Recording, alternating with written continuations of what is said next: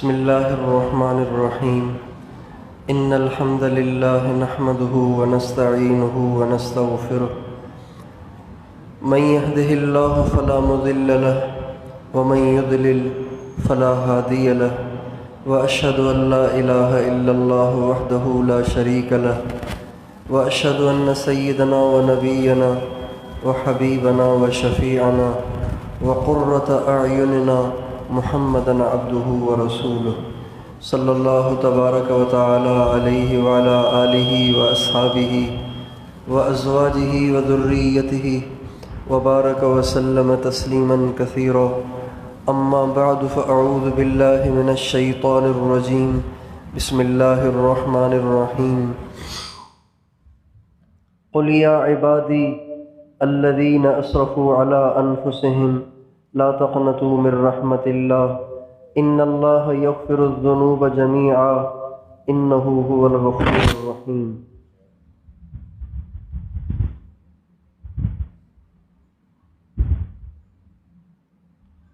وقال النبی صلی اللہ علیہ وسلم للہ افرح بتوبۃ التائب من الظمآن الوارد ومن العقیم الوالد ومن الضال الواجد او کما قال علیہ الصلاۃ والسلام۔ میرے محترم دوستوں اور بزرگوں، اللہ تعالیٰ اپنے بندوں پر بڑے مہربان ہیں، بہت زیادہ شفیق ہیں، بہت زیادہ ہمدرد اور خیر خواہ ہیں۔ جتنی ایک ماں اپنے بچوں سے پیار کرتی ہے، اللہ تعالیٰ اپنے بندوں سے اس سے بھی زیادہ پیار کرتے ہیں۔ یہی وجہ ہے کہ جب ماں کی نافرمانیاں ہوتی ہیں، مسلسل اس کی دل آزاری ہوتی ہے، مسلسل اس کی حکم عدولی ہوتی ہے، تو ماں بھی غصے میں آ کے بعض دفعہ ایسے جملے کہہ جاتی ہے کہ جس کی وجہ سے اولاد کو نقصان اٹھانا پڑتا ہے۔ مائیں بھی تنگ آ کر بد دعائیں دینا شروع کر دیتی ہیں، کوسنا شروع کر دیتی ہیں، برا بھلا کہنا شروع کر دیتی ہیں، اور یوں بھی کہہ دیتی ہیں کاش کہ تو پیدا ہی نہ ہوتا، کاش کہ اگر مجھے پتہ ہوتا کہ تیرے جیسی اولاد میرے پیٹ میں ہے تو میں تو حمل ہی گرا دیتی۔ ایسی باتیں بھی مائیں غصے میں آ کے کہہ دیتی ہیں۔ اور لیکن اللہ وہ کریم ذات ہے، وہ مہربان ذات ہے کہ انسان کتنی اس کی نافرمانیاں کرتا ہے، کتنی اس کی نعمتیں استعمال کرتا ہے، پھر اس کی نافرمانیاں کرتا ہے، لیکن اللہ کے کرم پہ قربان جائیں، وہ ہم سے ہمارے گناہوں کی وجہ سے اپنی نعمتوں کو چھینتا نہیں ہے۔ حدیث قدسی میں اللہ تعالیٰ فرماتے ہیں خیری الیک منزل وشرک الی صاعد، میرے بندے میری نعمتیں تجھ پر ہر وقت اترتی ہیں، مگر تیری طرف سے تو گناہ ہی میرے پاس آتے ہیں اور تو کچھ نہیں آتا۔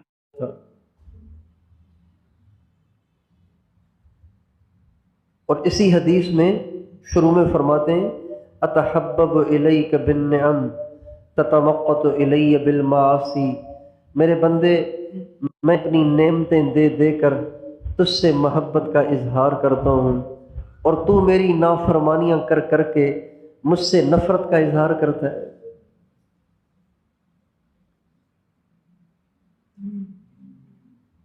کتنی اس کی مہربانی ہے، کتنا وہ نرم ہے، کتنا وہ اچھا ہے، کتنا وہ شفیق ہے۔ ہونا یہ چاہیے کہ آنکھیں اللہ نے دی ہیں، اگر ان آنکھوں سے کوئی غلط دیکھتا ہے تو ہونا یہ چاہیے ایک دفعہ ڈھیل ملے، دوسری دفعہ ڈھیل ملے، تیسری دفعہ ڈھیل ملے، 10ویں دفعہ تو پکڑ آنی چاہیے، 10ویں دفعہ نہیں تو 50ویں دفعہ تو پکڑ آنی ہی چاہیے۔ چلے 50ویں دفعہ بھی نہ آئے تو 100ویں دفعہ تو آ جائے، لیکن ہم اپنی زندگی میں اندازہ لگائیں، اگر ہم گنتی کریں اپنی نگاہوں کی خیانت کی کہ ہم نے کتنی دفعہ اپنی نگاہوں سے غیر محرم کو دیکھا، کتنی دفعہ فیس بک پہ ہم نے برائیوں کو دیکھا، یوٹیوب پہ برائیوں کو دیکھا، واٹس ایپ پہ برائیوں کو دیکھا، اور یوں ہی چلتے پھرتے راستوں میں ہم نے برائیوں کو دیکھا۔ بتائیے اس کی کوئی گنتی کر سکتا ہے؟ لیکن آج تک اس نے بنا ہی نہیں چھینی۔ ہونا یہ چاہیے کہ یہ جتنے نوجوان رات کو فیس بک لے کے بیٹھ جاتے ہیں، یہ سارے صبح کو اندھے ہو جانے چاہیے۔ اور جو گالیاں بکتے ہیں، ماں باپ سے بدتمیزی کرتے ہیں، دل آزاریاں کرتے ہیں، ان کی زبانیں گونگی ہو جانی چاہیے۔ اور جو میوزک سنتے ہیں، گانے سنتے ہیں، برائیاں سنتے ہیں، ان سب کو بہرا ہو جانا چاہیے۔ اور جو دین کے خلاف اسکیمیں بناتے ہیں، پلاننگ کرتے ہیں، منصوبے بناتے ہیں، ایسے لوگ بھی تو دنیا میں ہیں نا کہ جو دین کے خلاف منصوبے بناتے ہیں۔ مسلمان مٹ جائیں، اسلام مٹ جائے، دین مٹ جائے، مسجدیں خالی ہو جائیں، مسجدیں ختم ہو جائیں، ایسے بھی تو لوگ ہیں کہ جو اس کی بیٹھ کے پلاننگ کرتے ہیں، منصوبے بناتے ہیں۔ ہونا تو یہ چاہیے کہ ان سب کی عقل مسخ ہو جائے، یہ سب کے سب صبح کو اٹھیں تو پاگل ہو چکے ہوں، لیکن اس کے کرم پہ قربان جائیں۔ اتنا کچھ کرنے کے بعد بھی وہ اپنی نعمتیں اپنے بندوں سے چھینتا نہیں ہے، اور نہ ہی اپنے بندہ ہونے سے نکالتا ہے۔ باپ بیزار آ کے کہتا ہے تو میرا بیٹا ہی نہیں ہے، ماں بیزار ہو کے کہہ دیتی ہے تو میری اولاد ہی نہیں ہے۔ لیکن اللہ کبھی بھی یہ نہیں کہتا کہ تو میرا بندہ ہی نہیں ہے، کبھی بھی اللہ یوں نہیں کہتا۔ اور ہمیں اور آپ کو تو وہ کیا اپنی بندگی سے نکالے گا، اور ہم سے اور آپ سے وہ کیا اپنی نعمتیں چھینے گا، جبکہ فرعون جس نے خدائی کا دعویٰ کیا، اس کے پاس 2 نبیوں کو بھیجا تو نبیوں سے کہا وَقُولَا لَهُ قَوْلًا لَيِّنًا لَعَلَّهُ يَتَذَكَّرُ أَوْ يَخْشَىٰ، موسیٰ، ہارون، ذرا نرمی سے بات کرنا، سنبھل کے بات کرنا، ایسا بول نہ بول دینا کہ کہیں وہ مجھ سے اور دور ہو جائے، ایسے بولنا جس سے وہ میرے قریب آ جائے۔ تو اس سے کیا لگ رہا ہے کہ اللہ کیا چاہتے ہیں کہ فرعون بھی ہدایت پہ آ جائے۔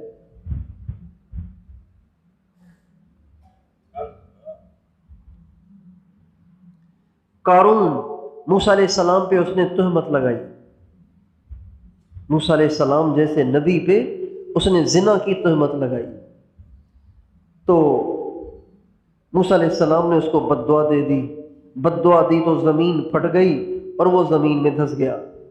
مگر جب وہ زمین میں جا رہا تھا تو وہ چیخ رہا تھا، چلا رہا تھا، رو رہا تھا، معافیاں مانگ رہا تھا، معذرت کر رہا تھا، موسیٰ معاف کر دے، معاف کر دے، معاف کر دے، معاف کر دے، منتیں کرتے کرتے کرتے کرتے سارا زمین میں دھس گیا۔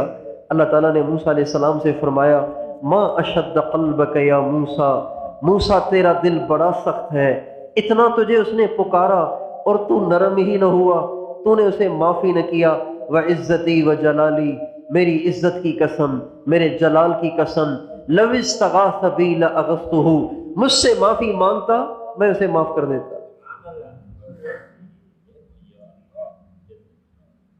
کتنا کریم ہے، کتنا رحیم ہے۔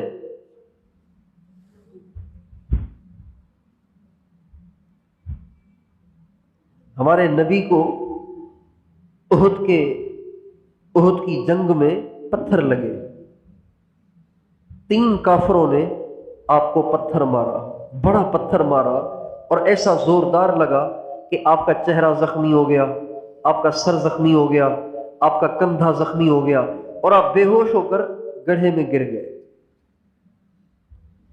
جب آپ کو ہوش آیا تو آپ، حدیث میں آتا ہے، آپ اپنے دائیں ہاتھ سے اپنے چہرے سے خون کو پوچھ رہے تھے، یوں آنکھوں میں جا رہا تھا، منہ میں جا رہا تھا خون، تو آپ یوں اپنے چہرے سے خون کو پوچھ رہے تھے، اور پوچھتے پوچھتے آپ یہ بھی کہہ رہے تھے کیف یفلح قوم شجوا نبیہم، بھلا یہ لوگ کیسے کامیاب ہوں گے جنہوں نے اپنے نبی کا یہ حال کر دیا ہے، جنہوں نے اپنے نبی کو نہیں چھوڑا، اس کو لہو لہاں کر دیا، اس کا سر پھوڑ دیا، اس کا سر زخمی کر دیا، تو یہ لوگ کیسے کامیاب ہوں گے؟ جو ہی ہمارے نبی نے یوں کہا تو اللہ تعالیٰ نے قرآن کی آیتیں بھیج دیں، لیس لک من الامر شیء، میرے نبی آپ ایسے نہ کہیں، آپ نہ کہیں ایسے، آپ ایسے نہ کہیں، آپ یوں نہ کہیں کہ کیسے کامیاب ہوں گے، آپ دعا کریں۔ چنانچہ ہمارے نبی نے دعا کی، اللہم اغفر لقومی فإنہم لا یعلمون، اے اللہ یہ پتھر مارنے والے میں ان کو معاف کرتا ہوں، تو بھی ان کو معاف کر دے۔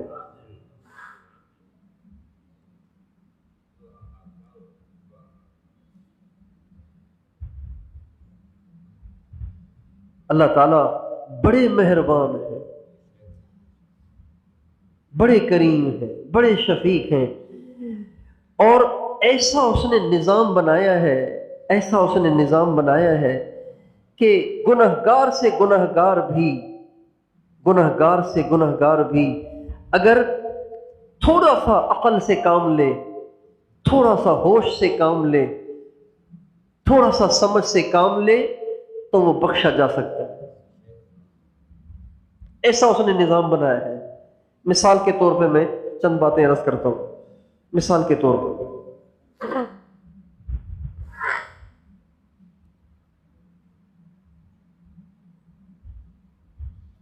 ہمارے نبی نے فرمایا جو آدمی صبح اور شام 3 دفعہ یہ کہے استغفر اللہ الذی لا الہ الا هو الحی القیوم واتوب الیہ، 3 دفعہ ہمارے نبی نے فرمایا جو یہ کہے اس کی زندگی کے سارے گناہوں کو اللہ معاف کر دیتے، صرف صغیرہ نہیں کبیرہ گناہوں کو بھی اللہ معاف کر دیتے۔ 3 دفعہ کہے استغفر اللہ الذی لا الہ الا ہو الحی القیوم واتوب الیہ، اور ہمارے نبی نے فرمایا جو آدمی 1 دفعہ صبح 1 دفعہ شام کو یہ کہے اللہم انت ربی لا الہ الا انت خلقتنی وانا عبدک وانا علی عہدک ووعدک ما استطعت اعوذ بک من شر ما صنعت ابوء لک بنعمتک علی وابوء بذنبی فاغفر لی فانہ لا یغفر الذنوب الا انت، آپ نے فرمایا 1 دفعہ جو یہ صبح شام کہے گا اس کے گناہ معاف ہو گئے، اگر مر گیا تو سیدھا جنت میں۔ کتنا آسان ہے، کتنا نرم نظام ہے اس کا۔ پھر آپ نے فرمایا جو آدمی ہر فرض نماز کے بعد 1 دفعہ آیت الکرسی پڑھے، کتنی دیر لگتی ہے آیت الکرسی پڑھنے میں؟ 1 منٹ بھی نہیں لگتا، ہر نماز کے بعد 1 دفعہ آیت الکرسی پڑھے، ہمارے نبی نے فرمایا کوئی رکاوٹ نہیں اس کے جنت میں جانے میں، بس اس کا مرنا ہی رکاوٹ ہے، وہ مرے اور جنت میں جائے۔ ہمارے نبی نے فرمایا جو آدمی وضو کرے اور وضو کرنے سے پہلے کہے بسم اللہ والحمد للہ، اتنی سی بات ہے، وضو کرنے سے پہلے کیا کہے؟ بسم اللہ والحمد للہ، اب وضو کرے۔ آپ نے فرمایا جب وہ وضو کر چکے گا تو جو وضو پاؤں دھوتے ہوئے جو اس کا آخری قطرہ ٹپکے گا نا، تو آخری قطرے کے ساتھ اس کا آخری گناہ ٹپک جائے گا، جب وضو سے فارغ ہو جائے گا سارے گناہ معاف۔ پھر آپ نے فرمایا جو آدمی وضو کے بعد آسمان کی طرف نگاہ کرے، آسمان کی طرف نگاہ کرے، بعض لوگ انگلی اٹھاتے ہیں، انگلی اٹھانے کا حدیث میں تذکرہ نہیں ہے، انگلی اٹھانے کا حدیث میں تذکرہ نہیں ہے، لہذا اپنی طرف سے کسی چیز کے اضافے کی وہ نہیں ہے۔ ہمارے نبی نے فرمایا جو آدمی وضو کر لے اور وضو کرنے کے بعد آسمان کی طرف دیکھے اور آسمان کی طرف دیکھ کے کہے اشہد ان لا الہ الا اللہ واشہد ان محمدا عبدہ ورسولہ اللہم اجعلنی من التوابین واجعلنی من المتطہرین آپ نے فرمایا جو آدمی یہ ایک دفعہ پڑھ لے گا، ایک دفعہ کہہ دے گا، اللہ پاک جنت کے 8 دروازے اس کے لیے کھول دیں گے، جہاں سے چاہے جائے۔ کتنا نرم نظام ہے اس کا۔ چلتے ہوئے ٹھوکر لگ جائے، گناہ معاف۔ ایک چیز رکھی ادھر ہے، ڈھونڈ ادھر رہا ہے، پھر بعد میں یاد آ گیا کہ نہیں وہ تو میں نے ادھر رکھی تھی، وہ جو اتنی دیر گزری ہے، اتنی دیر جو ٹینشن رہی، جو پریشانی رہی، اس پہ گناہ معاف۔ ہمارے نبی نے فرمایا کانٹا چبھ جائے گا، اس پہ گناہ معاف۔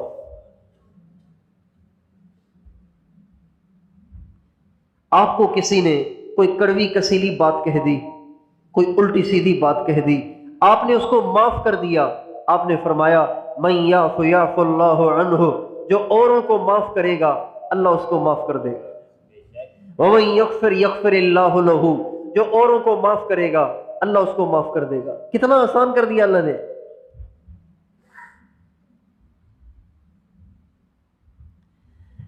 گھر سے وضو کیا اور مسجد کی طرف چلا، ہر قدم پر ایک گناہ معاف۔ جس کا گھر 100 میٹر پر ہو، 50 میٹر پر ہو، کتنے قدم اٹھائے گا؟ کتنے گناہ معاف ہوں گے؟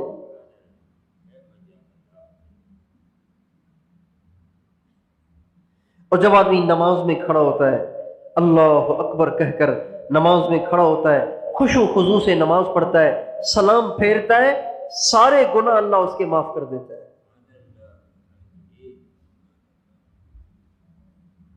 جو جمعے کے دن سورہ کہف پڑھے گا، جمعے کے دن سورہ کہف پڑھے گا، سارے ہفتے کے گناہوں کو اللہ معاف کر دے گا۔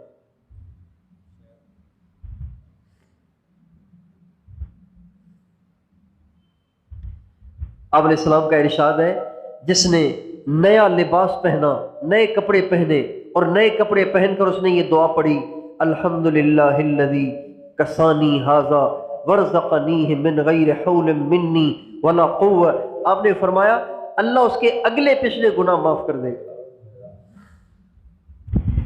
یہ میں نے چند مثالیں آپ کے سامنے پیش کی ہیں، ان مثالوں کو سامنے رکھ کر آپ بتائیں اللہ ہمیں پکڑنا چاہتا ہے، معاف کرنا چاہتا ہے؟ اللہ ہمیں دینا چاہتا ہے یا محروم کرنا چاہتا ہے؟ اللہ ہمیں نوازنا چاہتا ہے یا مردود کرنا چاہتا ہے؟ اسی وجہ سے علامہ اقبال نے کتنی اچھی بات کہی، ہم تو مائل بکرم ہیں کوئی سائل ہی نہیں، ہم تو دینے کے لیے تیار بیٹھے ہیں، تم خود ہی نہیں آتے، اب ہم کیا کریں؟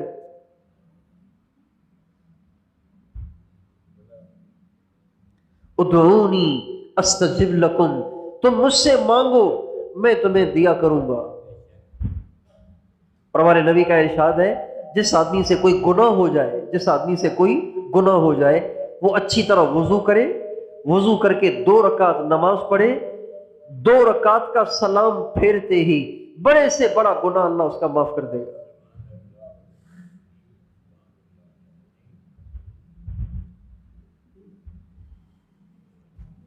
اتنے بخشش کے بہانے ہونے کے باوجود بھی اگر کوئی گناہوں کو بخشوائے بغیر مر جائے تو اس سے بڑا کم بخت اور کون ہوگا؟ اس سے بڑا کم نصیب اور کون ہوگا؟ اتنے سارے بخشش کے بہانوں کے باوجود بھی، اتنے سارے بخشش کے اسباب کے ہونے کے باوجود بھی اگر کوئی نہ بخشا گیا اور وہ بغیر بخشے بخشائے دنیا سے چلا گیا، دوزخ میں چلا گیا، کتنا بڑا بد نصیب ہے وہ۔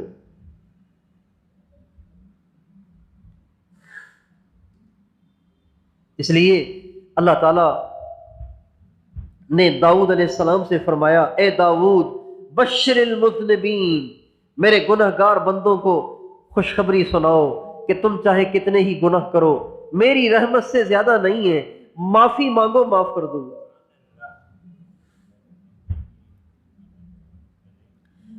تو اللہ تعالیٰ کے ہزاروں مواقع میسر ہیں ہر انسان کو اپنے گناہوں کو بخشوانے کے، ہزاروں مواقع۔ یہ تو میں نے چند گنتی چند میں نے گنے چنے سنائے، ہزاروں مواقع ہیں۔ ہمارے ایک بزرگ ہیں حضرت مولانا محمد یونس صاحب پالم پوری رحمۃ اللہ علیہ، مولانا دعوت برکاتہم، حضرت مولانا محمد عمر پالم پوری صاحب رحمۃ اللہ علیہ کے فرزند ہیں۔ انہوں نے ایک مشہور کتاب بھی لکھی ہے بکھرے موتی، بڑی دلچسپ کتاب ہے۔ انہوں نے ایک کتاب لکھی ہے، ہمارے حاجی صاحب حاجی عبد الوہاب صاحب اس کتاب کو بہت پڑھتے تھے۔ میں نے ان کے پاس ان کو کئی دفعہ پڑھتے ہوئے دیکھا تو پھر مجھے بھی شوق ہوا، تو پھر وہ میں نے بھی خریدی اور اس کو پڑھا۔ اس میں انہوں نے وہ سارے اعمال، وہ ساری باتیں جمع کی ہیں جن سے گناہ معاف ہوتے ہیں۔ اس دعا سے گناہ معاف، اس دعا سے گناہ معاف، اس عمل سے گناہ معاف، اس عمل سے گناہ معاف۔ ہمارے نبی کا ارشاد ہے، جو آدمی کسی مردے کو غسل دے، جو آدمی کسی مردے کو غسل دے اور پھر غسل دیتے ہوئے اس کی کوئی کمی، کوئی کوتاہی نظر آئے، اس پہ پردہ ڈال دے، اللہ اس کے سارے گناہوں کو معاف کر دیتے ہیں، بلکہ اس کے کبیرہ گناہ بھی معاف ہو جاتے ہیں۔ کبیرہ گناہ بھی اللہ معاف کرتے ہیں، صغیرہ گناہوں کو بھی اللہ معاف کرتے ہیں۔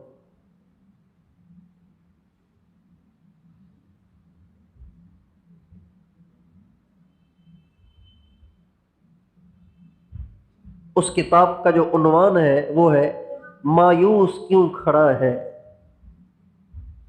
مایوس کیوں کھڑا ہے۔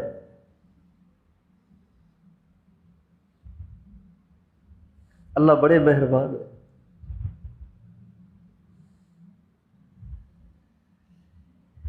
تو جو اللہ نے بخشش کے جو اسباب متعین فرمائے ہیں، بخشش کے جو اسباب متعین فرمائے ہیں، ان اسباب میں سے ایک اہم ترین سبب وہ 15 شعبان کی رات ہے۔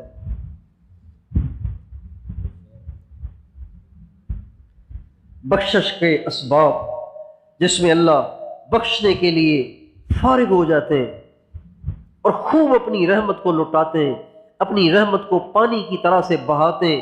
ایسے بہت سے مواقع ہیں، ان میں سے ایک اہم ترین موقع وہ 15 شعبان کی رات ہے، اس کو شب برات کہتے ہیں۔ ہماری جو اگلی مجلس ہوگی، زندگی رہی تو وہ 15 شعبان کی رات کو ہوگی، یعنی پیر ہی کو مجلس ہوتی ہے، تو پیر کی جو رات ہوگی نا، وہ جو منگل کی رات ہوگی، پیر کا جو دن ہوگا وہ 15 شعبان کا ہوگا۔ تو آج اس سے متعلق کچھ موٹی موٹی باتیں میں عرض کرنا چاہ رہا تھا۔ ویسے تو سوچا یہ تھا کہ جب 15 شعبان کی رات آئے گی تبھی عرض کریں گے، لیکن پھر یہ خیال آیا کہ جب ہم 15 شعبان کی رات ہی کو بتائیں گے کہ 15 شعبان کی رات کو کیا کیا کرنا ہے اور کن کن برائیاں کرنے والوں کی 15 شعبان کو بخشش نہیں ہوتی، تو پھر بچنے کا تو موقع ہی نہیں ملے گا۔ 15 شعبان کی رات بڑی عظیم الشان رات ہے۔ ہمارے نبی کا ارشاد ہے کہ چار راتیں ایسی ہیں جس میں اللہ تعالیٰ اپنی خیر، بھلائی اور رحمت کے دروازے کھول دیتے۔ 4 راتیں، ایک عید الاضحیٰ کی رات، ایک عید الفطر کی رات، اور ایک یوم عرفہ کی رات یعنی 9 ذی الحجہ کی رات، اور چوتھی رات آپ علیہ السلام نے فرمایا 15 شعبان کی رات ہے۔ 15 شعبان کی رات کو اللہ اپنی رحمت کے دروازے کھول دیتا ہے، بھلائی کے دروازے کھول لیتا ہے، یعنی جتنا چاہو لوٹ لو، جتنا چاہو لوٹ لو۔ اور آپ علیہ السلام 15 شعبان کی رات کو عام طور پر سوتے نہیں تھے۔ ہمارے نبی 15 شعبان کی رات کو عام طور پر سوتے نہیں تھے، بلکہ جاگتے رہتے تھے، دعائیں کرتے رہتے تھے، نماز پڑھتے رہتے تھے، لمبے لمبے سجدے کرتے رہتے تھے۔ اما عائشہ رضی اللہ تعالی عنہا فرماتی ہیں، ایک دفعہ 15 شعبان کی رات تھی، 15 شعبان کی رات تھی، تو میرے تو ذہن میں نہیں تھا کہ 15 شعبان کی رات ہے۔ میں نے دیکھا کہ نبی کریم صلی اللہ علیہ وسلم میرے پہلو میں نہیں ہیں، کہاں چلے گئے؟ تو میں اپنے ہاتھوں سے ٹٹولنے لگی تو میرا ہاتھ آپ کے پاؤں پہ جا لگا تو میں نے دیکھا کہ آپ علیہ السلام سجدے میں ہیں، سجدے میں۔ اچھا چلو سجدہ تو تھوڑی دیر کا ہوتا ہے، لیکن سجدہ ہی چل رہا ہے، سجدہ ہی چل رہا ہے، سجدہ ہی چل رہا ہے۔ اتنا لمبا سجدہ آپ نے کیا کہ اما عائشہ فرماتی ہیں مجھے یہ گمان ہوا کہ کہیں حضور کا انتقال تو نہیں ہو گیا۔ چنانچہ میں نے حضور کا پاؤں پکڑ کے آپ کا پاؤں ہلایا۔ اس کے بعد بھی کافی دیر کے بعد جا کے ہمارے نبی نے سجدے سے سر اٹھایا۔ اچھا سجدے میں اما عائشہ فرماتی ہیں جب آپ سجدے میں تھے تو ایک دعا پڑھ رہے تھے، اعوذ بعفوک من عقابک واعوذ برضاک من سخطک واعوذ بک منک لا احصی ثناء علیک انت کما اثنیت علی نفسک۔ اے اللہ میں تجھے تیری معافی کا واسطہ دیتا ہوں، مجھے اپنے عذاب سے بچا۔ اے اللہ میں تجھے تیری رضا کا واسطہ دیتا ہوں، مجھے اپنے غصے سے بچا۔ اے اللہ میں تجھے تیرا واسطہ دیتا ہوں، مجھے اپنی ناراضگی سے بچا۔ میں تیری کتنی تعریف کروں، میں تیری تعریف نہیں کر سکتا، بس میں وہی کہتا ہوں جو تو نے اپنی ذات کے بارے میں کہا ہے۔ اتنا لمبا سجدہ کہ اما عائشہ کو گمان ہوا کہ حضور کا انتقال تو نہیں ہو گیا۔ چنانچہ آپ علیہ السلام کے جب پاؤں کو ہلایا، اس کے کافی دیر کے بعد آپ نے سجدے سے سر اٹھایا تو اما عائشہ کہتی ہیں صبح کو میں نے آپ علیہ السلام سے کہا یا رسول اللہ رات آپ کو کیا ہوا تھا، آپ اتنا لمبا سجدے میں چلے گئے، مجھے گمان ہوا کہ کہیں آپ کا انتقال تو نہیں ہو گیا۔ آپ نے فرمایا عائشہ تو مجھے ڈھونڈ کیوں رہی تھی؟ کیا تجھے یہ گمان ہو گیا تھا کہ میں تجھ سے بے وفائی کروں گا؟ تیرے پاس رہنے کی رات کو تیرے پاس رہنے کی جو باری ہے اس کو چھوڑ کے میں کسی اور کے پاس چلا جاؤں گا؟ کیا تجھے یہ گمان ہو گیا تھا؟ کہ نہیں اللہ کے نبی میں اللہ کی قسم کھاتی ہوں مجھے اس کا گمان نہیں تھا۔ آپ نے فرمایا عائشہ تجھے پتہ بھی ہے آج کی رات کون سی رات تھی؟ کہ رسول اللہ کون سی تھی؟ فرمایا 15 شعبان کی رات تھی، اور اس رات کو اللہ پاک اپنے بندوں کی طرف توجہ فرماتے اور فرماتے ہے کوئی مجھ سے معافی مانگنے والا میں اسے معاف کر دوں، ہے کوئی مجھ سے سوال کرنے والا میں اس کا سوال پورا کروں، ہے کوئی مجھ سے روزی چاہنے والا میں اس کو روزی عطا کروں۔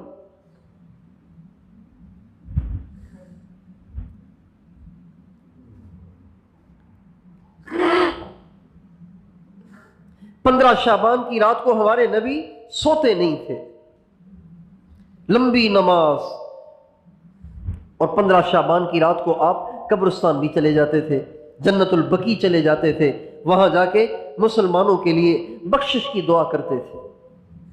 ایک دفعہ ایسے بھی ہوا کہ اما عائشہ فرماتی ہیں میرے حضور اچانک میرے پاس نہیں تھے، بستر پر نہیں تھے، میں نے کہا پتہ نہیں کہاں چلے گئے، تو میں ڈھونڈنے باہر نکلی تو میں نے دیکھا کہ حضور کا چہرے انور آسمان کی طرف اٹھا ہوا ہے اور مسلمانوں کی بخشش کی اللہ سے دعا کر رہے ہیں، اے اللہ مسلمان مردوں کو بھی معاف کر، مسلمان عورتوں کو بھی معاف کر، یہ دعائیں آپ مانگ رہے ہیں۔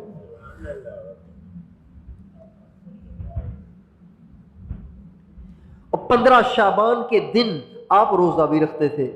تو اما عائشہ نے یا حضرت ام سلمہ نے آپ سے پوچھا، یا اما عائشہ نے آپ سے پوچھا یا رسول اللہ آپ 15 شعبان کو روزہ رکھتے ہیں؟ فرمایا 15 شعبان کی رات کو اللہ تعالیٰ اسرائیل علیہ السلام کو اس سال میں مرنے والوں کی لسٹ بنا کر دے دیتے ہیں کہ اس سال ان نے مرنا ہے۔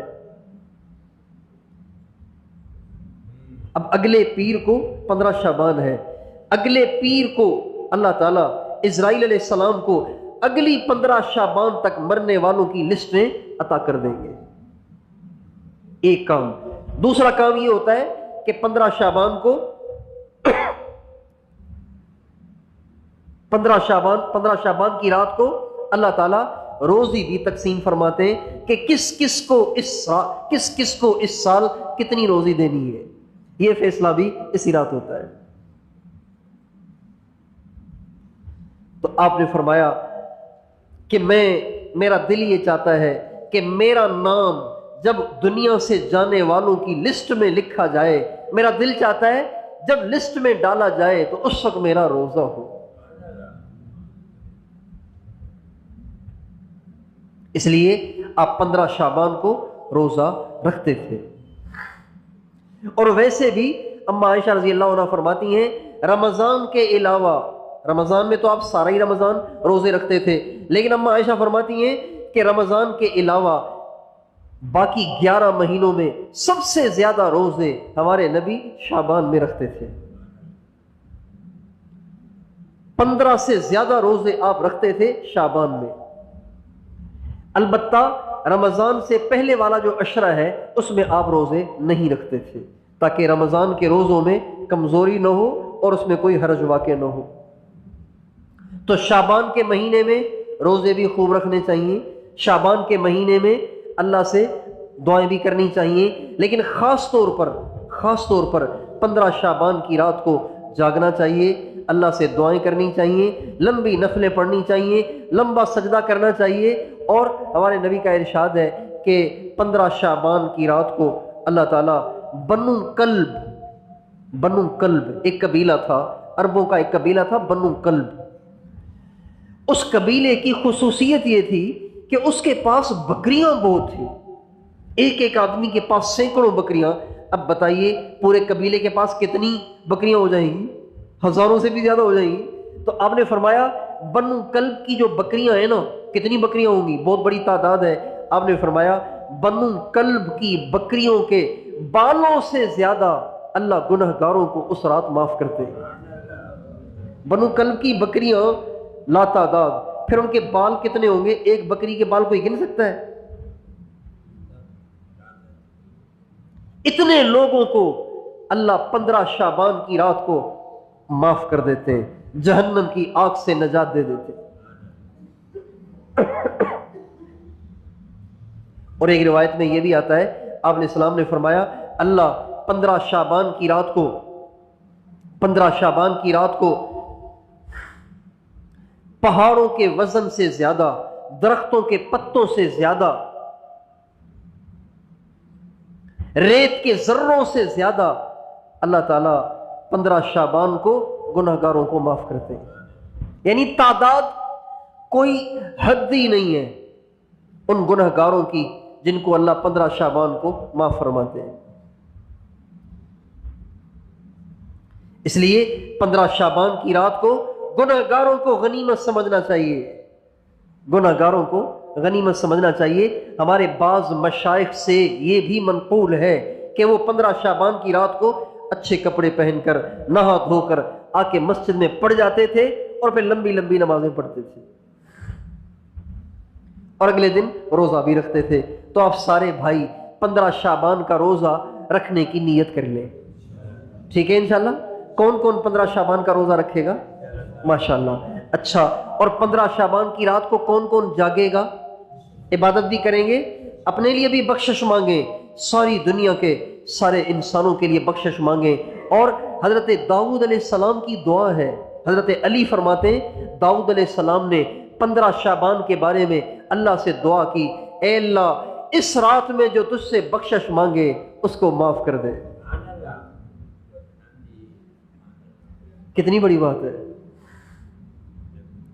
اور پھر ہر رات کو اللہ تہجد کے وقت آسمان پہ تشریف لاتے ہیں اور آواز لگاتے ہیں، کوئی ہے دعا کرنے والا، کوئی ہے سوال کرنے والا، کوئی ہے روزی چاہنے والا۔ لیکن 15 شعبان کی رات کو مغرب سے ہی اللہ پہلے آسمان پہ آ جاتے ہیں اور فرماتے ہیں ہے کوئی دعا کرنے والا، ہے کوئی مانگنے والا، ہے کوئی معافی چاہنے والا، ہے کوئی توبہ کرنے والا۔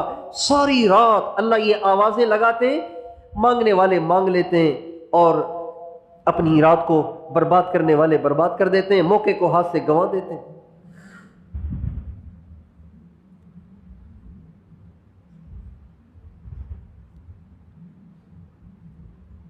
امام شافعی رحمۃ اللہ علیہ فرماتے ہیں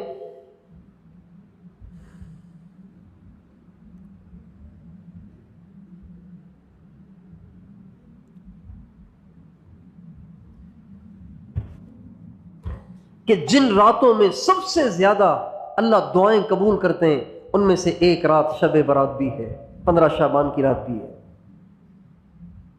تو اس رات کو ہم ضائع نہ ہونے دیں۔ دیکھیں زندگی پہ بھروسہ نہیں ہے، اور پھر روزی کے بارے میں تو ہر آدمی پریشان ہے۔ عام طور پر معاشی تنگی کا لوگ شکار ہیں اور لوگ اس کی معاشی تنگی کی شکایت کرتے ہیں، تو اس رات کو رو رو کے اللہ سے اگلے سال کی فراخ روزی مانگ لیں، اس میں کیا بات ہے؟ جب اللہ کہتے ہیں جو مانگو گے دے دوں گا، تو پھر اس رات کو تو روزی کا فیصلہ ہونا ہے، تو لہٰذا اس رات کو رو دھو کے اپنی نسلوں کی فراخ روزی کا اللہ سے سوال کر لیں۔ آسان ہو گیا نا؟ کتنا آسان ہو گیا معاملہ۔ اور پھر کیا پتا اس سال اس 15 شعبان کو جن مردوں، جن مرنے والوں کے نام حضرت عزرائیل علیہ السلام کو ملنے والے ہیں، شاید ہمارا بھی نام ہو۔ بھائی اگلے پیر سے پہلے پچھلی 15 شعبان سے لے کر اگلے پیر تک آج تک کتنے لوگ مر گئے، اور اس ہفتے بھی کتنے لوگ مریں گے؟ کیا ان کو پتا تھا کہ ہم نے مرنا ہے؟ بہت سے ایسے لوگوں کے نام میں بھی جانتا ہوں، آپ بھی بہت ساروں کے نام جانتے ہوں گے، جن کو گمان ہی نہیں تھا کہ ہم نے مرنا ہے، لیکن وہ اس سال دنیا سے چلے گئے۔ ایسے نہ ہو کہ ہمارا 15 شعبان کو نام مرنے والوں کی فہرست میں ڈال دیا جائے اور ہم غافل ہوں۔ ہمارے نبی نے فرمایا بہت سے لوگ 15 شعبان کو ان کا نام مرنے والوں کی فہرست میں دے دیا جاتا ہے، اور وہ بازاروں میں گھوم رہے ہوتے ہیں اور ان کو پتہ بھی نہیں ہوتا کہ ہمارے نام وارنٹ جاری ہو گیا ہے، ان کو پتہ ہی نہیں۔ اس لیے بخشش کے اس موقع کو ضائع نہ ہونے دیں۔ ہم جتنے بیٹھے ہوئے، ہم بھی اپنے گھروں میں جا کے، رشتہ داروں میں جا کے، محلے میں جا کے، مسجدوں میں جا کے، علاقوں میں جا کے سب کو بتائیں بخشش کا موقع آ رہا ہے، بھائیوں اسے ضائع نہ کرو، بہنوں اسے ضائع نہ کرو، امی اس کو ضائع نہ کریں، ابو اس کو ضائع نہ کریں، بیٹا بیٹی اس کو ضائع نہ کریں۔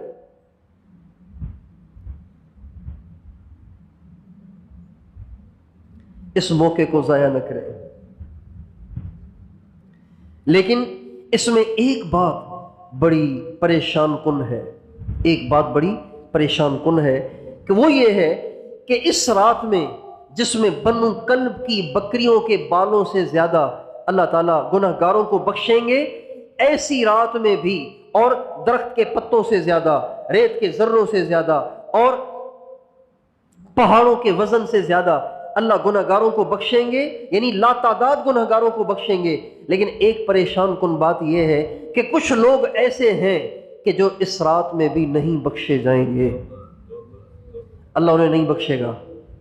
کچھ لوگ ایسے ہیں جو اس رات میں بھی نہیں بخشے جائیں گے، چاہے وہ دعا بھی کریں، چاہے وہ لمبے سجدے بھی کریں، چاہے وہ رو دھو کے اپنے مصلے کو گیلا کر دیں، ان کی بخشش نہیں ہوگی، الا یہ کہ وہ اس گناہ سے توبہ کر لیں۔ ان میں سے ایک مشرک، آپ نے فرمایا مشرک کو اللہ اس رات کو معاف نہیں کرے گا، شرک سے توبہ کرے گا تو معاف کرے گا۔ اور دوسرا، جس کے دل میں کسی کا بھی کینہ ہو، دل میں کینہ رکھنا، پتہ نہیں اس سے تو دیندار بھی خالی نہیں ہے، دنیا دار بھی خالی نہیں ہے، دل میں کینہ تو رکھتے ہی ہیں، جیسے عادت ہو گئی ہے آج کل دل میں کینہ رکھنے کی۔ کینہ کہتے ہیں کسی سے نفرت، بغض،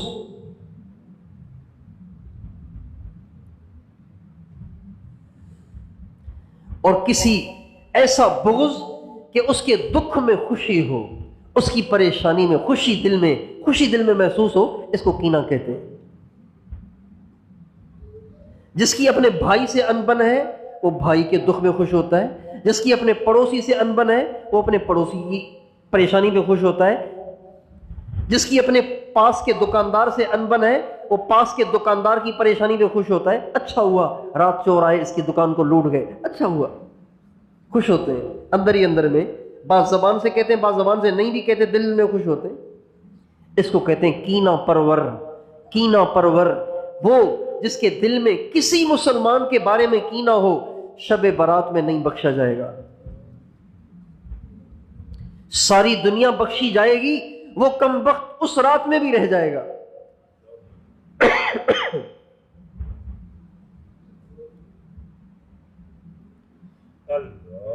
اللہ کرے 15 شعبان کی رات سے پہلے ہم کینے سے توبہ کر لیں، اوروں سے بھی کروائیں، سب کو بتائیں۔ کیا کرو گے دل میں کینہ رکھ کے؟ اگر اس کا کچھ بگڑ بھی گیا تو آپ کو اس سے کیا فائدہ ہوگا؟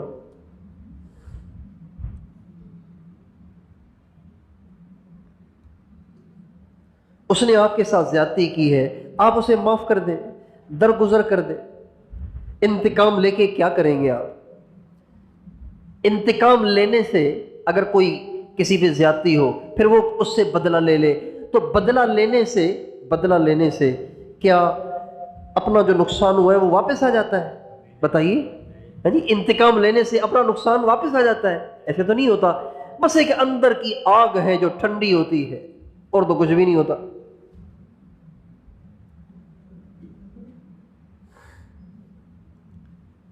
ہمارے نبی کے بارے میں حدیث میں آتا ہے من تقم لنفسہ، ہمارے نبی نے ساری زندگی کبھی کسی سے انتقام نہیں لیا، کبھی کسی سے انتقام نہیں لیا۔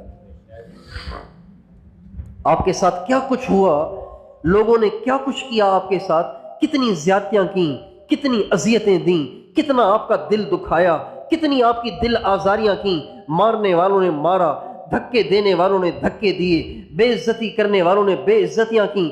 آپ نبیوں کے امام ہیں، نبیوں کے سردار ہیں، لیکن آپ نے کبھی اس تک بھی نہیں کہا کسی کو۔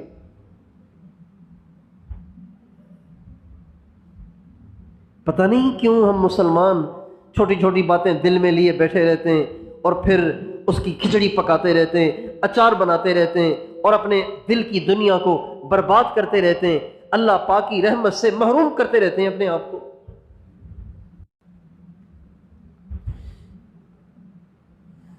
چھوٹی چھوٹی باتوں پہ، بڑی بات بھی نہیں، چھوٹی چھوٹی باتوں پہ۔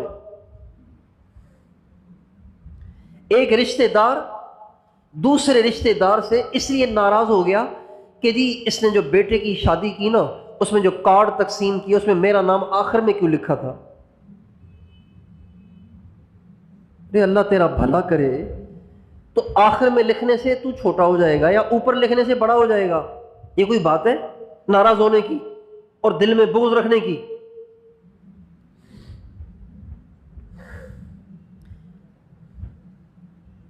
بچوں کی شادیاں کرتے ہیں لوگ، اب اس میں دعوتیں تقسیم ہوتی ہیں، تو انسان کا حافظہ ہے، کوئی کمپیوٹر تو نہیں ہے۔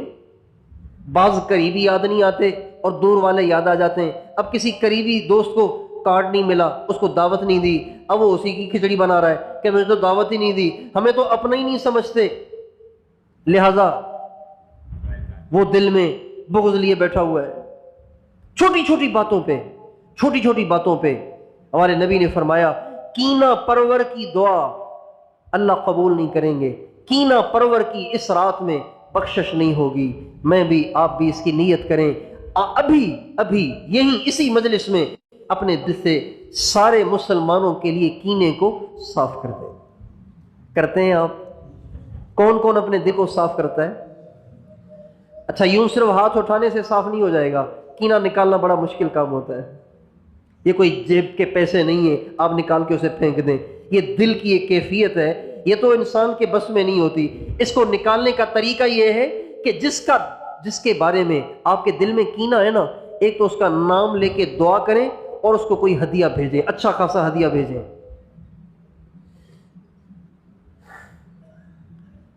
500 روپے کلو والی مٹھائی، 800 روپے کلو والی مٹھائی، 1 کلو ڈبہ لے کے خود اس کے گھر جا کے دے کے آ جائے کہ جی میں آپ کے لیے لایا تھا، کافی دن ہو گئے تھے ملاقات ہوئے۔ یہ نہ سوچیں میری ناک نیچی ہو جائے گی، میری مونچھ نیچی ہو جائے گی، میری عزت گھٹ جائے گی۔ اگر انا کا مسئلہ بنایا تو شب برات کی بخشش سے محروم ہو جائیں گے۔ یہ کینے کو صاف کرنے کا طریقہ ہے، نام لے کے دعا کریں اور کوئی اچھا خاصا ہدیہ دے۔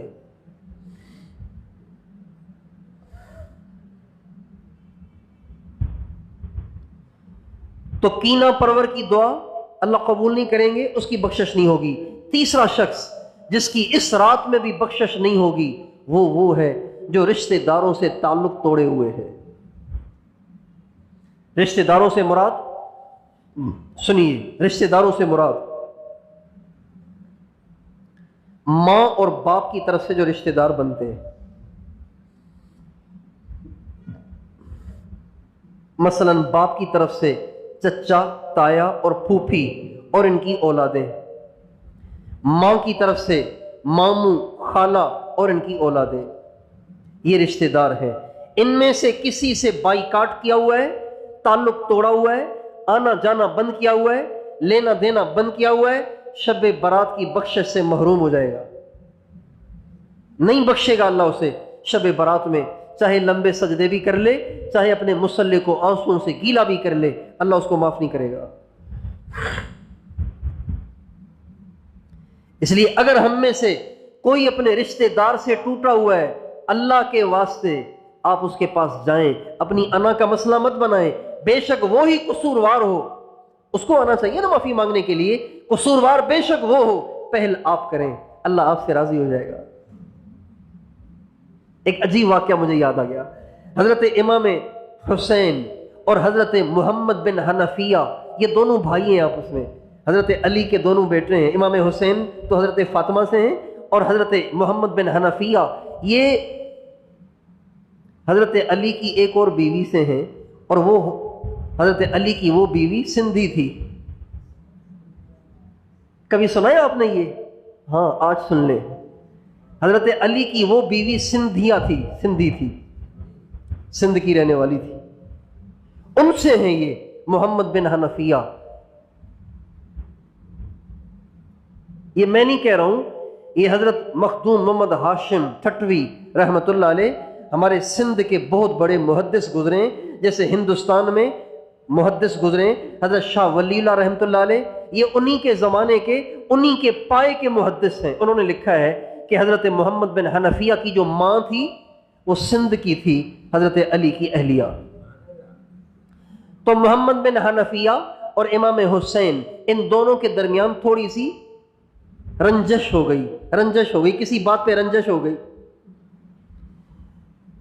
3 دن گزر گئے، جب 3 دن پورے ہوئے تو حضرت تیسرے دن حضرت محمد بن حنفیہ نے حضرت امام حسین کو پیغام بھیجا، خط بھیجا، اور کہا بھائی جان، اللہ کے نبی کا ارشاد ہے کہ 3 دن سے زیادہ جدائی نہیں ہونی چاہیے، 3 دن سے زیادہ جدائی ناجائز ہے، 3 دن سے زیادہ قطع تعلقی ناجائز ہے، حرام ہے۔ تو اب آج تیسرا دن ہے، تو 3 دن کے بعد تو گناہ شروع ہو جائے گا، تو میرا تو دل کر رہا ہے کہ میں آپ کو منانے آ جاؤں، لیکن میرا درجہ چھوٹا ہے، آپ کا درجہ بڑا ہے، آپ منانے آ جائیں گے تو یہ زیادہ مناسب ہے۔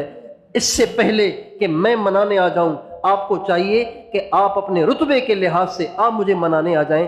جب حضرت محمد بن حنفیہ کا یہ خط امام حسین کو پہنچا، اسی وقت دوڑے آئے اور آ کے محمد بن حنفیہ کو منا لیا۔ سمجھ گئے نا آپ؟ حضرت محمد بن حنفیہ چاہتے تھے کہ میں مناؤں، لیکن کہتے تھے کہ جو جائے گا نا، پہل کرے گا، اس کو اجر زیادہ ملے گا۔ تو زیادہ اجر کا مستحق تو زیادہ درجے والا ہے نا، چھوٹے درجے والے کو زیادہ اجر ملنا چاہیے یا بڑے درجے والے کو زیادہ اجر ملنا چاہیے؟ بڑے درجے والے کو زیادہ اجر ملنا چاہیے۔ لہذا انہوں نے امام حسین سے درخواست کی کہ چونکہ آپ کا درجہ بڑا ہے، آپ آل رسول سے ہیں، آپ حضرت اللہ کے نبی کی بیٹی کی اولاد سے ہیں، لہذا آپ مجھے منانے آ جائیں، ایسے نہ ہو کہ یہ اجر میں کما جاؤں اور آپ پیچھے رہ جائیں، حالانکہ آپ کا درجہ بڑا ہے۔ چنانچہ امام حسین منانے چلے گئے۔ اس لیے ہمیشہ کے لیے اس بات کو ذہن نشین کر لیں کہ جب کبھی بھی اپنوں سے رنجشیں ہو جایا کریں تو پہل آپ کر لیا کریں، چونکہ پہل کرنے والے کا درجہ زیادہ بڑا ہے۔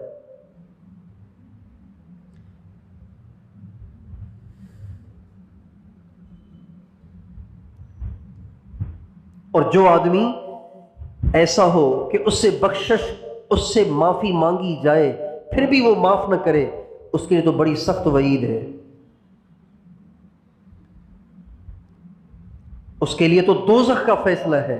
جس سے معافی مانگی جائے اور وہ کہے میں معاف نہیں کروں گا، جو کرنا ہے کر لو، اس کے لیے تو جہنم کا فیصلہ ہے۔ تو اس لیے قطع رحمی کرنے والے کو اللہ اس رات میں نہیں معاف کرے گا۔ تو آپ کے رشتہ داروں میں، آپ کے متعلقین میں، آپ کے علاقے میں کہیں کوئی ایسا ہو کہ جو قطع تعلقی کرنے والا ہو، رشتہ داروں سے تعلق توڑنے والا ہو، اس کے پاؤں پڑھ کے اس کو سمجھائیں. ایسے نہ ہو کہ اس رات میں اگلے سال کے مرنے والوں میں آپ کا نام ہو اور بخشش نہ ہو، تو کیا کرو گے مرنے کے بعد؟ اور ماں باپ کے نافرمان کو بھی اللہ اس رات میں معاف نہیں کرے گا. جو ماں باپ کا نافرمان ہے، ماں باپ کی نافرمانی کرنے والا، اللہ اس کو بھی معاف نہیں کرے گا. جس کی ماں کا دل اس سے دکھا ہوا ہے، باپ کا دل اس سے دکھا ہوا ہے، شب برات کی بخشش میں اس کا کوئی حصہ نہیں، وہ محروم ہے. اس لیے اگر کسی کی ماں کسی سے دکھی ہے، کسی کا باپ کسی سے دکھی ہے، دونوں دکھی ہیں، ان کے پاؤں پڑ کے گلے لگا کر ان کی خدمتیں کر کے ان کی دعائیں لیں، ان کا دل خوش کریں. اللہ شب برات کے دن، اب اللہ شب برات میں بخشے جانے والوں میں ہمیں بھی شمار کر دے گا. ماں باپ کا نافرمان شب برات میں نہیں بخشا جائے گا. اور ہمارے نبی نے فرمایا ناحق قتل کرنے والا اس کو بھی اللہ شب برات میں نہیں بخشے گا. یعنی قاتل کو اللہ نہیں بخشے گا. اور ہمارے نبی نے فرمایا اللہ شرابی کو نہیں بخشے گا، شرابی کو بھی اس رات میں نہیں بخشے گا. شب برات میں اگلے پیر کو جو رات آئے گی، منگل کی رات، پیر کا دن، شب برات 15 شعبان کی رات کو نہیں بخشے گا. ہم اپنے دائیں بائیں دیکھیں، ہمارے علاقے میں کون ایسے نوجوان ہیں جو شراب کے نشے کے عادی ہیں. ان سے توبہ کرائیں، ان کے پاؤں پڑھ کے منت سماجت کریں، اللہ کے واسطے توبہ کرو، ورنہ شب برات کی بخشش سے محروم ہو جاؤ گے. شراب کے عادی کی اللہ بخشش نہیں کرے گا. اور ہمارے نبی نے فرمایا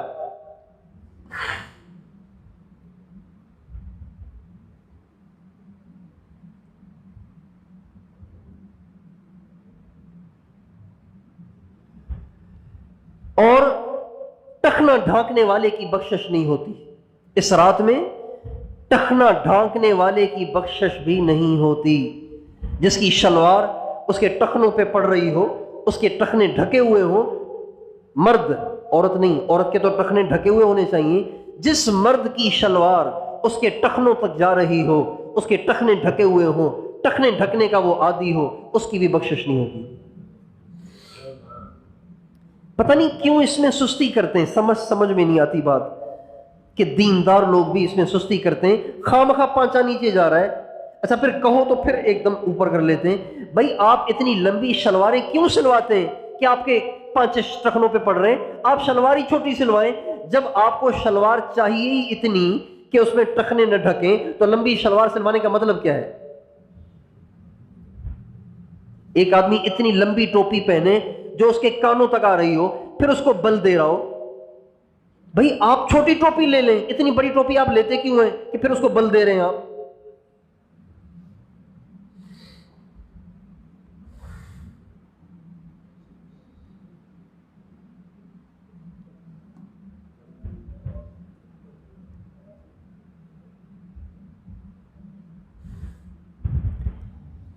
ٹخنے ڈھانکنے والا مرد شب برات میں اس کی بخشش نہیں ہوگی. اور میوزک سننے والا، میوزک بجانے والا، اس کی بھی شب برات میں بخشش نہیں ہوگی.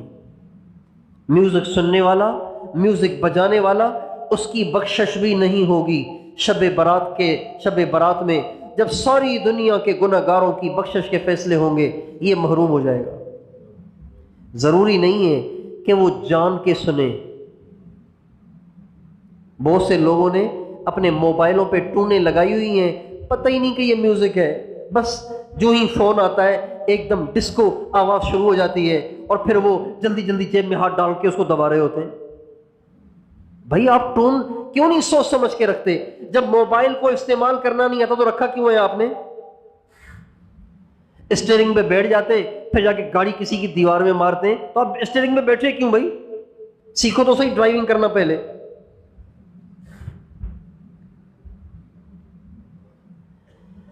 عام طور پر دیہاتیوں کو دیکھا ہے، دیہاتی ان پڑھ ایسے گانے انہوں نے لگائے ہوتے ہیں، اور پھر نماز میں جلدی جلدی جیب میں ہاتھ ڈال رہے ہوتے ہیں. بند کرنے کے لیے. اور بہت سے پڑھے لکھے لوگ بھی، دیندار بھی. ابھی ہم سفر میں تھے تو ایک ساتھی ہمارے ساتھ باشرہ آدمی، ماشاءاللہ دیندار آدمی، پکا نمازی آدمی، ایسا گانا بجنا شروع ہو گیا اس کو. میں نے کہا یار کون تو تبدیل کرو، کیا ہو گیا یار، گناہ نہیں سمجھتے کیا اس کو؟ یہ سب اس وعید میں داخل ہیں کہ یہ شب برات میں نہیں بخشے جائیں گے جو میوزک سنتے ہیں. اچھا، بہت سے پڑھے لکھے دیندار لوگ اپنے موبائل پہ ایک ٹون آتی ہے Nokia tone, Nokia tone, Nokia tone, اس کو وہ سادہ ٹون سمجھتے ہیں. وہ سمجھتے ہیں یہ تو بہت سادہ ہے، حالانکہ وہ بھی میوزک ہے. اس کو غور سے سنیں، یہ بھی میوزک ہے. نوکیا ٹون بھی میوزک ہے. میوزک کسے کہتے ہیں؟ ہر وہ آواز جو ہلتی ہو، اپ ڈاؤن ہوتی ہو، ہلتی ہو، اس کو میوزک کہتے ہیں. سیدھی آواز کو میوزک نہیں کہتے.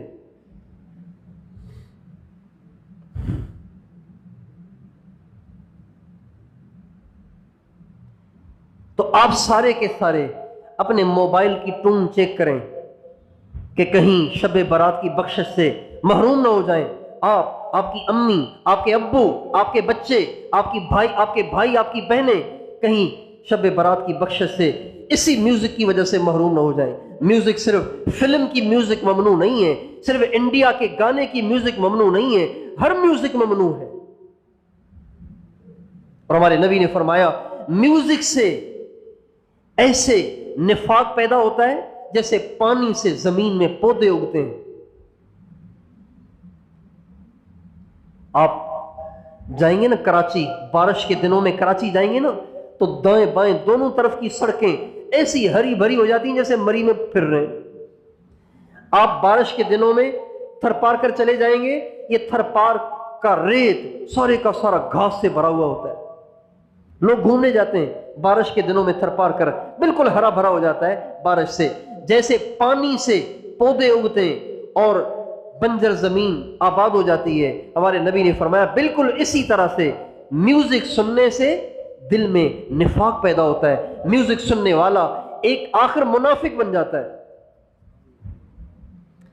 نفاق پہ مر گیا تو کیا بنے گا؟ اس لیے میوزک سے بچیں. اور حدیث میں آتا ہے کہ شب برات میں جو لوگ نہیں بخشے جائیں گے ان میں سے ایک ٹیکس وصول کرنے والا بھی ہے. ٹیکس وصول کرنے والا، بھتہ لینے والا، ٹیکس وصول کرنے والا، وہ بھی اس رات میں نہیں بخشا جاتا.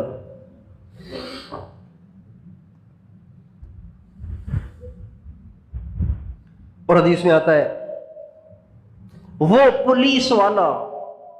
پولیس والا جو حرام کاریاں کرتا ہو، حرام طریقے سے پیسے وصول کرتا ہو، حرام کام کرتا ہو، پولیس والا، وہ بھی شب برات میں نہیں بخشا جائے گا.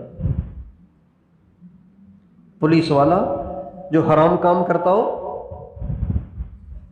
حرام کاریاں کرتا ہو، وہ بھی نہیں بخشا جائے گا.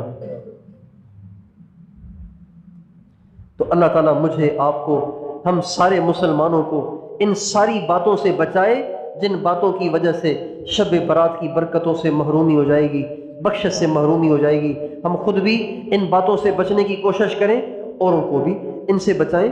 کریں گے کوشش انشاءاللہ، اور شب برات کی رات کو قیمتی بنائیں گے نا انشاءاللہ، قیمتی بنائیں گے نا انشاءاللہ. اللہ تعالیٰ ہم سب کو توفیق